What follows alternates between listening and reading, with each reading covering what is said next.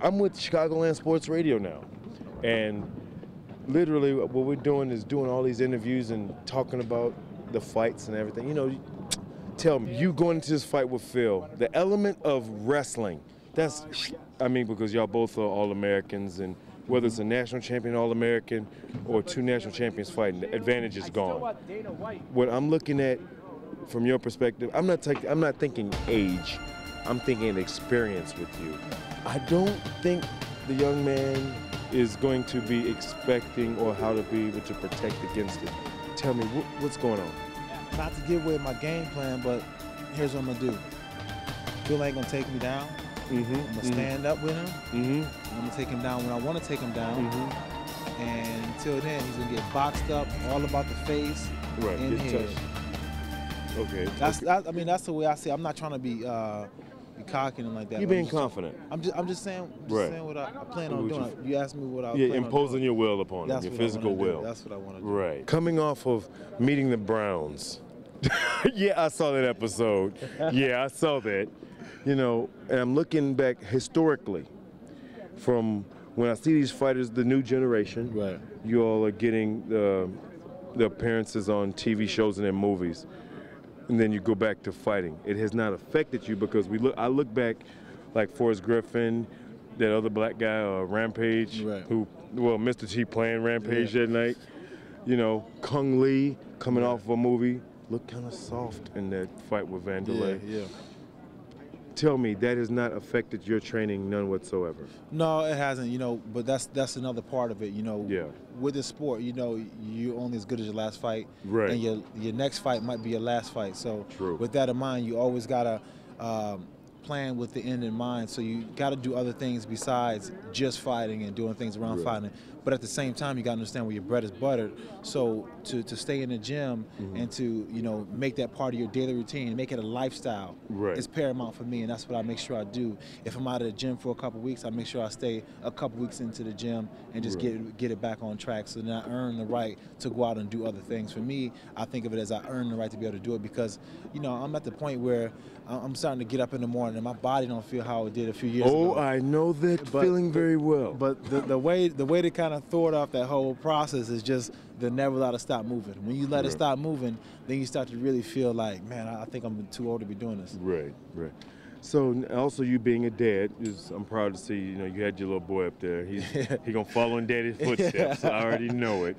Your son and my son gonna be in there like, damn it, look at the boys. They gonna beat the hell out of each other. Yeah. You know, I mean, your opinion, how does that feel, you know, knowing that, you know, your son may be right there watching dad get it on?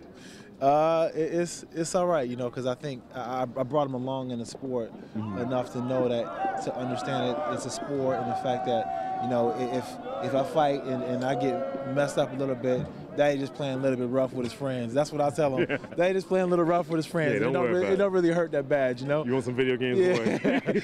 but he enjoys it. He's a fight fan. You know, he's been like that ever since he really started watching TV. When the first time I put it on, and he was crying, I put it on. He stopped crying. I'm like, oh yeah. Okay, good one. This boy like to watch the fights. Your mindset is on Phil Davis. It's on Phil, you know, and Phil is a tough fighter. As much as trash I talk about him, you know, Phil's tough, man. Where he is, Phil tough, and I'm excited for the opportunity to go out there and you know, feel what a high skill level wrestler feel like when I'm out there fighting. I never fought a guy with as high credentials as he did, but you know, just because you have good credentials when it comes to collegiate wrestling does not actually mean to translate when it comes to MMA. Exactly. Because what it comes down to in MMA, wrestling comes down to knowing how to transition from punching to doing a takedown, and that's where MMA wrestling comes into play. And a lot of guys that are good at collegiate wrestling, sometimes they can't make it transfer over. Right. So if you can't put them hands with that takedown, you got no takedown. Exactly.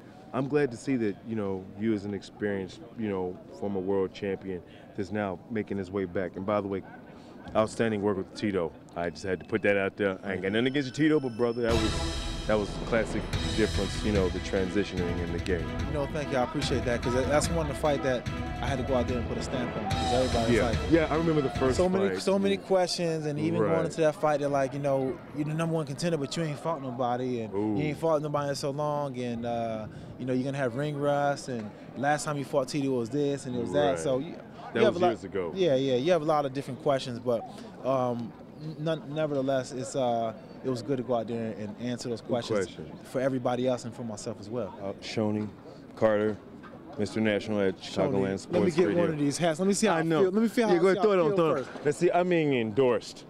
I got a lot on my mind. I got a lot on my mind. What? Wow. Yeah, I got a lot on my mind. Your head is that big? Yeah, I stretched it. Yeah, I'm symmetrically balanced. You know, that's why I work on my shoulders and lats so I don't look, you know, they don't look that bad as a bobblehead. He has a huge Gulliver on him. Gulliver-citis.